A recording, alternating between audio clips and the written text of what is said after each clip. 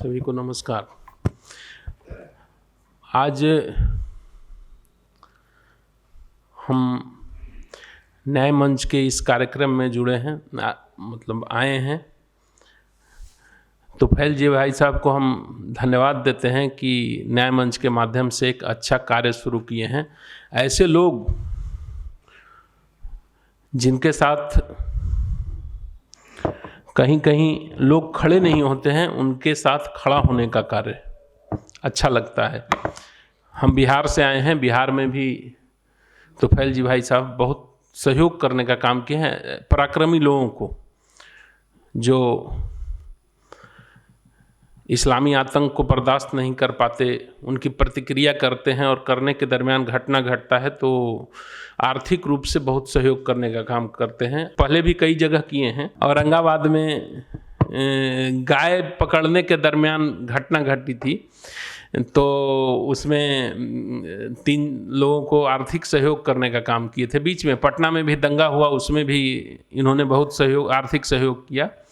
और हाल में मुजफ्फरपुर में आज के 6-7 साल पहले का घटना है, 12-15 मारे गए थे, उसमें कई लोग अभियुक्त थे, तो उनको भी सहयोग करने का काम किए हैं। हम धन्यवाद देते हैं तो फैल जी भाई साहब को। आज की जो मूल समस्या है जिसके लिए हम लोग बैठे हैं, राष्ट्र की समस्या और समाधान, एक विचारणीय स्थिति है कि राष्ट्र की समस्या क्या है। सबसे बड़ी समस्या है घटता हुआ हिंदू और कटता हुआ हमारा राष्ट्र। आज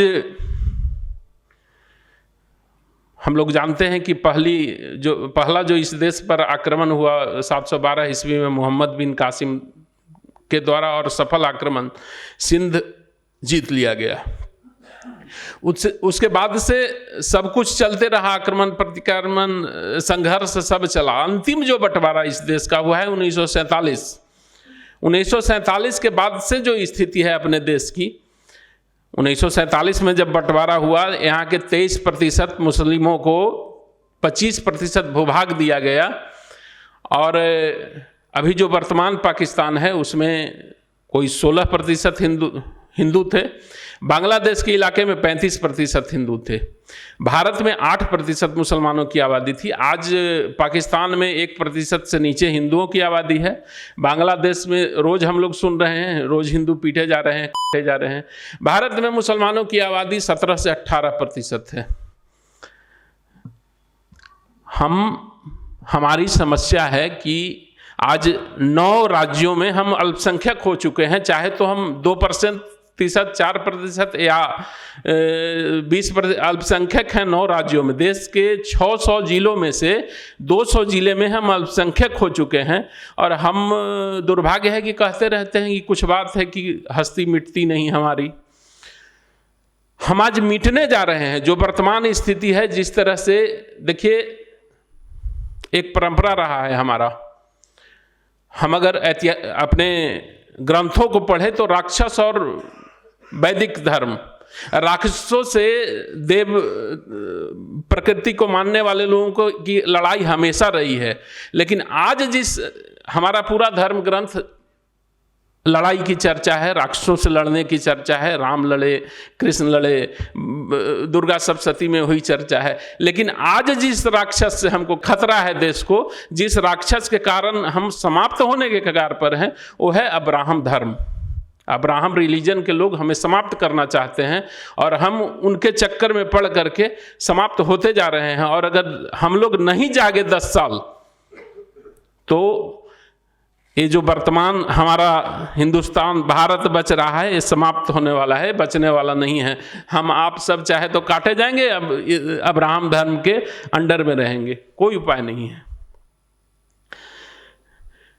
हमारी घटती जनसंख्या, हम बात करते हैं कि विश्व में एकमात्र धर्म हम थे, कभी हम घटते जा रहे हैं। हमारा अखंड भारत धीरे धीरे पाकिस्तान गया, अफगानिस्तान गया, बांग्लादेश गया, पूर्वोत्तर का इलाका की वही स्थिति है, बर्मा गया। सब हमारे राष्ट्र को मानने वाले, राष्ट्र जिनके कारण हमारा राष्ट्र सुरक्षित रहता था, वो घटे और हमारा भूभाग कटा। आज देश के कई इलाके ऐसे हैं जहां हिंदुओं की रहने की स्थिति नहीं है। हम खुद हर जिले में एक पॉकेट बन चुका है जिसको हम ही कहते हैं कि ये पाकिस्तान है। इसका अगर समाधान की बात करें तो समाधान, एकमात्र समाधान सदा से जो रहा है, हमारे वेद का आदेश है कि आर्य बनाओ, हम अपनी जमायत बढ़ावें। हम हिंदू जब तक मिशनरी नहीं बनेगा तब तक समस्या का समाधान संभव नहीं है। ऐतिहासिक सत्य है, पूर्वज आर्य धर्म का जब ये अपने सनातन धर्म का प्रचार होता था, राक्षसों को भी आर्य बनाया जाता था। और हम अभी बताए, पहला जो अपने देश पर आक्रमण हुआ वो मोहम्मद बिन कासिम के द्वारा सिंध जीता गया। उसके बाद यहाँ 450 साल तक आक्रमण नहीं हुआ। उसके पीछे सबसे बड़ा रीजन रहा बप्पा रावल, मेवाड़ खानदान, मेवाड़ राज्य के संस्थापक बप्पा रावल हुए। बप्पा रावल के नेतृत्व में यहाँ के राजा इकट्ठे हुए और इस राक्षसी आसुरी शक्ति को उन्होंने जवाब देने का कार्य किया। और साथ साथ उस समय हरित ऋषि के नेतृत्व में घर वापसी का अभियान चला था और घर वापसी का अभियान अरब तक चला। उसका परिणाम ये रहा कि 450 साल इस देश पर इस्लामी आक्रमण नहीं हुआ। बाद में आक्रमण होते रहे, लेकिन हमारे संत महात्मा घर वापसी का काम करते रहे। हम गर्व से कहते हैं कि दक्षिण का विजयनगर साम्राज्य 300 साल तक इन आक्रांताओं से लड़ा। तो विजयनगर साम्राज्य के संस्थापक हरिहर बुक्का उदाहरण है। हरिहर और बुक्का को मुसलमान बना दिया गया था। विद्यारण्य स्वामी ने घर वापसी कराई, विजयनगर साम्राज्य स्थापित हुआ। एक मजबूत साम्राज्य 300 साल से ज़्यादा चला। आज हम जिस स्थिति में हैं, हम राम जी को आदर्श मानते हैं, लेकिन राम जी जब संत महात्माओं के हड्डियों का पहाड़ देखे तो उन्होंने एक संकल्प लिया कि हम निश्चर विहीन करूंगा इस धरती को। आज का निश्चर कौन है? आज का निश्चर है जो हमें समाप्त करना चाहता है। हर हिंदू को हम भक्ति मार्ग के कारण जो नुकसान सह रहे हैं, भगवान के पास हाथ जोड़ने के बजाय अगर हम शस्त्र उठाएं, विधर्मियों से लड़ने के लिए हम शस्त्र उठाएं, तो हमारे समस्या का समाधान होने वाला है। राम जी को आदर्श माने, राम जी को से मांगे नहीं, राम जी को आदर्श मान करके भगवान राम ने जो किया है वो कार्य आज के समय में हमको करना होगा। ऐतिहासिक सत्य है, हम कहा जाता है कि अग्रते सकला शास्त्र पृष्ठते ससरे धनु। आगे शास्त्र, ये सत्यता है कि हमारे वेद के सामने, हमारे गीता के सामने, हमारे धर्म ग्रंथों के आदर्श के सामने ये अब्राहम धर्म टिकने वाले नहीं हैं। लेकिन हम चाहे कितने भी महान क्यों न हो, हमारा ज्ञान कितना भी महान क्यों न हो, अगर पीछे ताकत नहीं होगा तो इस समस्या का समाधान, हमारे ज्ञान का कोई महत्व नहीं है। आवश्यक है कि हम ताकतवर बने, अपनी समस्याओं को से निजात पाएं, अपने जाति पाति ऊंच नीच इस चीज को खत्म करके हर हिंदू को मिशनरी बनना होगा और शस्त्र उठाना होगा, ताकि अब्राहम धर्म जो हमें खाना चाहता है उसको हम समाप्त करें, राक्षसी प्रवृत्ति को समाप्त करें। इस्लाम का बहुत शिकायत करने से समस्या का समाधान नहीं होने वाला है। हमने क्या किया? हम सुधरे। हम जिस दिन सुधर जाएंगे, एक चीज एकदम समझने का चीज है, अभी राम मंदिर बना तो चाहे हमारे धार्मिक केंद्र हों, चाहे हमारे लोग हों, उनका स्वरूप पुराना वाला है, रूप बदल गया है। हमारे मंदिरों के ऊपर मस्जिद का गुंबद चढ़ गया और हमारे भाइयों के ऊपर टोपी चढ़ गया है।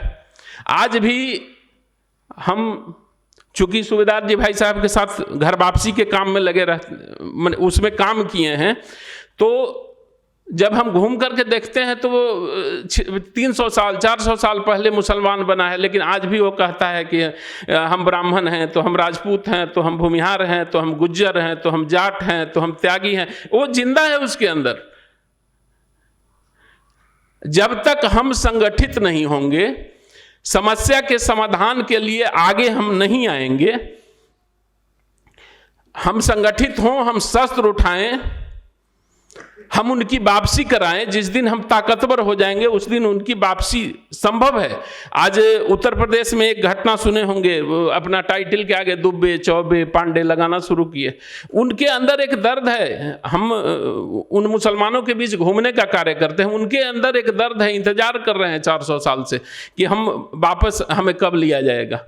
जब तक कि हम हिंदू संगठित होकर अपनी समस्या का समाधान करके और उनको के लिए एक ताकत नहीं बनेंगे, इस देश का समस्या का समाधान नहीं होने वाला है। हम लोग जो आराम से संविधान है, सेना है, सब कुछ है, कश्मीर से कश्मीरी पंडित भगा दिए गए। आज बंगाल की लगभग वही स्थिति है। पूर्वोत्तर के कई राज्य में हम मारे जा रहे हैं। कहाँ संविधान उसको बचाने जा रहा है, न पुलिस बचाने जाती है, न सेना बचाने जाती है।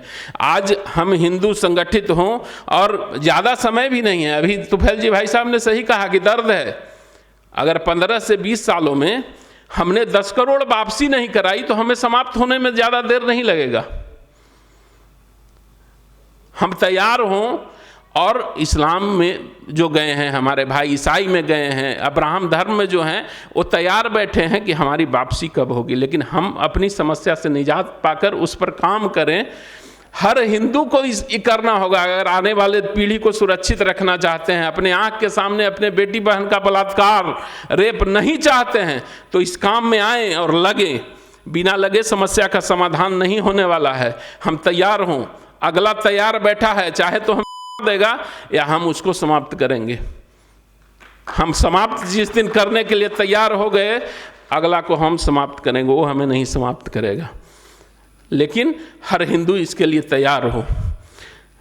इस कार्यक्रम में बहुत से वक्ता हैं, ज़्यादा समय न लेते हुए धन्यवाद।